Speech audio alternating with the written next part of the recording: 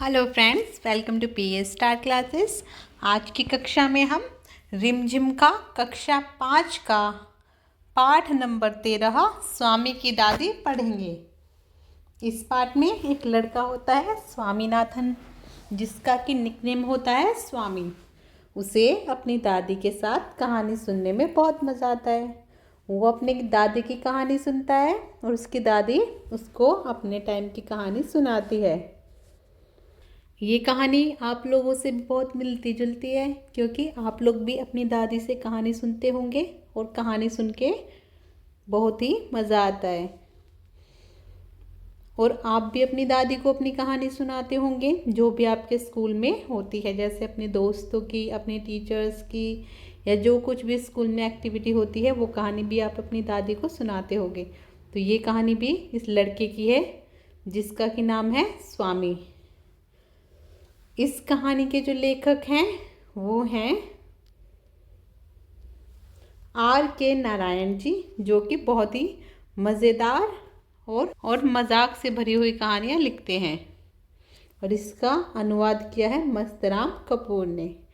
तो अपनी कहानी को अब हम स्टार्ट करते हैं। पाठ नंबर 13, स्वामी की दादी। अब पहले ये दिया हुआ है जिसमें कि उसकी दादी रहती थी, उस कमरे का डिस्क्रिप्शन यहाँ पे हमें दिया हुआ है। बैठक क्या होती है? बैठक होती है ड्राइंग रूम, जहाँ पर कोई भी बाहर से मेहमान आता है हम उसको बिठाते हैं। बैठक और भोजन कक्ष यानी डाइनिंग रूम, जहाँ पर बैठ के खाना खाते हैं।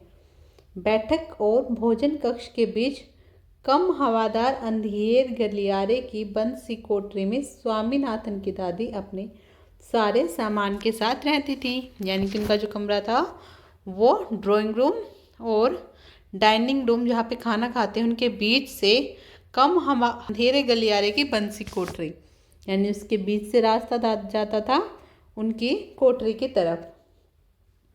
और वहाँ वो अपने सारे सामान के साथ रहती थी। उनका सामान था, उनके पास क्या क्या सामान था? उनके पास था 5 दरिया। दरिया पता है आप सबको क्या होता है? दरी होती है ये जो हम अपने घरों में बिछाते हैं। उनके पास था 5 दरिया। और क्या था उनके पास? 3 चादरें, बेडशीट जो हम अपने बेड पे बिछाते हैं, 5 तकिए यानी पिलो, 5 तकियों वाला भारी भरकम बिस्तर, यानी उनका जो बिस्तर था वो बहुत ही भारी था। पटसन के रेशे का बना एक वर्गाकार बक्सा। अब पटसन क्या होता है? पटसन से ऐसे हम रेशे निकालते हैं। पहले जब ये रेशे निकल जाते हैं तो इसको ऐसा रूप मिल जाता है कि इनको मिला के ऐसा रूप बना देते हैं। इनसे बना हुआ एक चकोर बक्सा जो कि दादी के पास था, जिसमें वो अपना सामान रखती थी। लकड़ी का एक छोटा सा बक्सा जिसमें तांबे के सिक्के, और एक उनके पास क्या था? एक लकड़ी का बक्सा भी था छोटा सा, जिसमें रखती थी तांबे के सिक्के। पहले के टाइम में इस तरह के तांबे के सिक्के यूज़ में आते थे। जैसे आजकल 5 रुपए के 10 रुपए के सिक्के हम यूज़ करते हैं, ऐसे पहले जो सिक्के आते थे वो तांबे के बने होते थे। तांबे के सिक्के, इलायची, लौंग और सुपारी। इलायची, लौंग और सुपारी क्या होती है? ये होती है इलायची, जो आप अपने किचन में देखते होगे, चाय में डालने के काम आती है। ये होती है लौंग, ये भी चाय में डाल के बनाते हैं, जिससे चाय अच्छी बनती है। और ये सुपारी उसकी दादी के बक्से में थी। अब आगे क्या है? रात के भोजन के बाद स्वामीनाथन दादी के पास उनकी गोद में सिर रखे लौंग इलायची की गंध भरे वातावरण में अपने को बहुत प्रसन्न और सुरक्षित महसूस कर रहा था। यानी कि जो स्वामी था वो अपनी दादी के पास कब कहानी सुनने आता था? रात के भोजन यानी डिनर के बाद वह अपनी दादी के पास आता था। और कमरे में क्या था? जो लौंग रखी है, इलायची रखी है, उनकी जो गंध होती है, स्मेल, वो बहुत ही तेज़ होती है, जिससे कि पूरे वातावरण में वो खुशबू फैली हुई थी, जिसमें कि स्वामी अपने आप को बहुत ही सुरक्षित और खुश महसूस कर रहा था। अब वो अपनी दादी को कहानी सुनाना शुरू करता है। बड़ी प्रसन्नता से भरकर वह बोला, प्रसन्नता मतलब बहुत ही खुश होकर, ओह दादी, तुम जानती नहीं राजम कितनी ऊंची चीज़ है। अब राजम कौन है? राजम स्वामी का दोस्त है। और वो ऊंची चीज़ क्यों बोल रहा है? क्योंकि वो हर चीज़ में आगे रहता है, बहुत ही इंटेलिजेंट है, इसलिए वो अपने दोस्त की तारीफ कर रहा है। उसने दादी को राजम और मणि की पहले दुश्मनी और फिर दोस्ती की कहानी कह सुनाई। जो राजम है उसका दोस्त और एक मणि है लड़का, उन दोनों की पहले दुश्मनी थी और अब दोस्ती हो गई, तो उसकी कहानी उसने दादी को सुना दी। अब क्या बोलता है स्वामी, तुम्हें पता है उसके पास सचमुच की पुलिस की वर्दी है। पुलिस की वर्दी मतलब जो पुलिस वाले अपनी ड्रेस पहनते हैं, वो ड्रेस। उसने बोला कि वो मेरे दोस्त राजम के पास सचमुच में है। स्वामीनाथन बोला, ये स्वामीनाथन ने बोला वो ड्रेस। उसने बोला कि वो मेरे दोस्त राजम के पास सचमुच में है। स्वामीनाथन बोला, ये स्वामीनाथन ने बोला सच, उसे पुलिस की वर्दी क्यों चाहिए? दादी ने पूछा कि उसे पुलिस की वर्दी क्यों चाहिए। तो अब क्या बोलेगा राजम? उसके पिता पुलिस अधीक्षक हैं, यानी जो उसके फादर हैं वो पुलिस में अधिकारी हैं। अधीक्षक जो होते हैं वो अधिकारी होते हैं। वह यहाँ की पुलिस के सबसे बड़े अफसर हैं। दादी काफ़ी प्रभावित हुई। उनका सच में काफ़ी बड़ा दफ्तर होगा। अब ये कौन बोल रहा है? ये बोल रही है दादी। क्या पूछा उन्होंने? कि उनका जो दफ्तर है, ऑफिस है, वो सच में बहुत बड़ा होगा। फिर उन्होंने उन दिनों की कहानी सुनानी शुरू कर दी जब स्वामीनाथन के दादा रोबदार सब मजिस्ट्रेट थे। अब दादी ने क्या बोला? दादी ने बीच बीच में अपनी कहानी भी सुनानी शुरू कर दी। उसने बोला कि जो उनके दादा थे, स्वामी के दादा, वो सब मजिस्ट्रेट थे। रोबदार कौन होता है? रोबदार वो होता है जिसकी बहुत ज़्यादा चल। सब मजिस्ट्रेट मतलब जो कि न्याय करते हैं, यानी जिनके दफ्तर में पुलिस वाले कांपते हुए खड़े रहते थे। यानी जो पुलिस वाले थे वो डर से कांपते थे। उनसे डरकर खुंखार से खुंखार, खुंखार मतलब क्या होता है? डरावना। खुंखार से खुंखार डाकू तक भाग खड़े होते थे। स्वामीनाथन अधीर होकर उनकी कहानी खत्म होने का इंतज़ार करने लगा। अधीर होकर मतलब मजबूर हो गया वो तो अपनी कहानी सुनाने आया था, लेकिन उसकी दादी ने तो अपनी ही कहानी शुरू कर दी। लेकिन दादी बोलती ही गई, इधर उधर भटकती हुई और अलग अलग समय पर घटी घटनाओं में गडमट करती हुई। इधर उधर मतलब कहीं की भी बात कहीं जोड़ जोड़ के सुनाने लगी। गडमट मतलब मिली जुली बातें इधर उधर की सुनाने लगी। बस काफ़ी है दादी। किसने बोला ये? स्वामी ने बोला बस दादी अब काफ़ी है। उसने रूखे स्वर में कहा, मैं तुम्हें राजम के बारे में कुछ बताना चाहता हूँ। जानती हो उसे गणित में कितने नंबर मिलते हैं? अब स्वामी ने फिर से राजम की कहानी सुनानी शुरू कर दी। सारे नंबर मिलते होंगे, ये बोला दादी ने। कि उसके तो सारे ही नंबर मिल जाते होंगे, है ना? दादी ने पूछा। अरे नहीं, उसे 100 में से 90 मिलते हैं, ये बोला स्वामी ने। कि नहीं, सारे नंबर नहीं मिलते, यानी कि उसको 100 में से 90 नंबर मिलते हैं। चलो अच्छा है, लेकिन तुम्हें भी मेहनत करके उसकी तरह नंबर लेने चाहिए। ये दादी ने बोला कि तुम्हें भी उसकी तरह नंबर लेने चाहिए।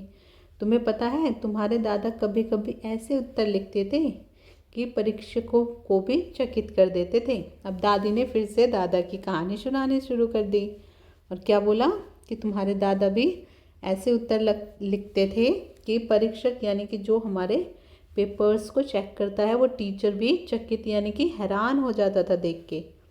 किसी सवाल का जवाब देने में वे दूसरों के मुकाबले 10वां हिस्सा वक्त लेते थे। यानी अगर कोई एक इंसान 10 मिनट में कोई क्वेश्चन लिख रहा है तो तुम्हारे दादाजी 1 ही मिनट में क्वेश्चन का आंसर लिख देते थे। और फिर उनके जवाब इतने शानदार होते थे कि कभी कभी अध्यापक उन्हें 200 नंबर तक दे देते थे। अब दादी देखो और बढ़ा चढ़ा के बोली, क्या बोलिए कि तुम्हारे जो दादाजी थे उनके उत्तर इतने अच्छे होते थे, शानदार यानी बहुत अच्छे होते थे, कि जिससे जो अध्यापक है जो पेपर को चेक कर रहा है वो उनको 100 में से 200 नंबर दे देता था। यानी कि दादी इतनी तारीफ कर रही हैं। अब आगे क्या होता है इसमें?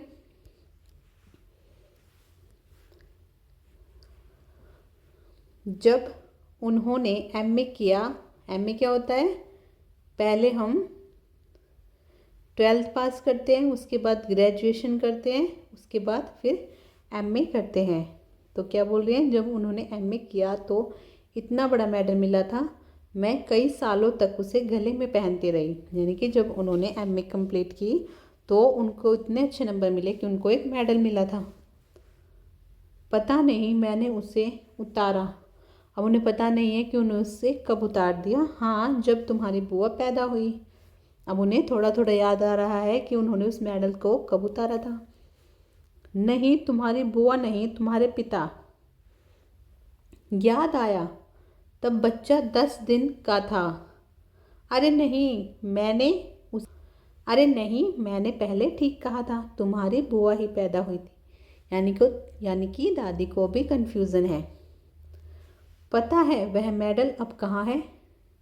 मैंने वह तुम्हारी बुआ को दिया और वह बेवकूफ़ ने उसे गलवाकर चूड़ियाँ बनवा ली। यानी कि जो मेडल उनको मिला था दादाजी को, वो उन्होंने बुआ को दे दिया और बुआ ने क्या किया, उसको गलवा कर, यानी कि वो गोल्ड का था, उसको गलवा कर उसकी चूड़ी बनवा ली। और वह भी इतनी मामूली सी बिल्कुल सिंपल सी चूड़ियाँ बनवा ली। मैं हमेशा कहती रही कि हमारे परिवार में उस जैसा महामूर्ख कोई नहीं है। महामूर्ख कौन होता है? जो बिल्कुल ही बेवकूफ़ हो, जिससे किसी चीज़ की समझ ना हो। अब आगे क्या होता है? अब बस करो दादी। अब फिर से स्वामी को बेचैनी होने लगी। अब बस करो दादी, तुम बेकार की पुरानी कहानियाँ सुनाती रहती हो। क्या तुम राजम के बारे में नहीं सुनना चाहती? उसने बोला, क्या तुम राजम के बारे में नहीं सुनना चाहती हो? अब दादी क्या बोलती है? हाँ हाँ बोलो। दादी, जब राजम छोटा सा लड़का था तो उसने शेर को मारा था। अब वो भी अपने दोस्त की तारीफ करने लगा और बढ़ा चढ़ाकर चीज़ों को बोलने लगा। दादी बोलेगी, सच, बड़ा बहादुर लड़का है। तुम यह बात मुझे खुश करने के लिए कह रही हो? अब राजम क्या बोल रहा है? अच्छा, बहुत बहादुर लड़का है, क्या तुम मुझे खुश करने के लिए कह रही हो ये बातें? तुम्हें यकीन नहीं हुआ होगा।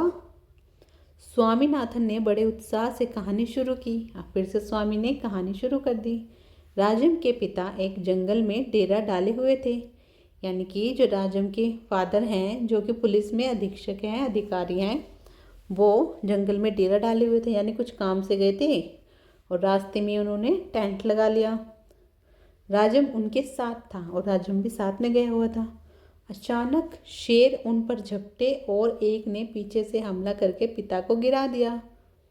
दूसरे ने राजम का पीछा किया, यानी एक शेर ने उसके फादर को गिरा दिया और दूसरे ने राजम का पीछा किया।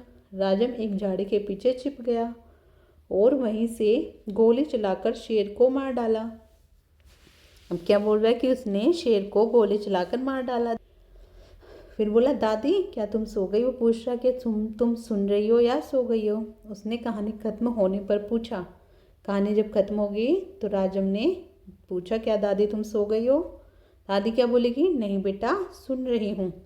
अच्छा बताओ, कितने शेर आए थे?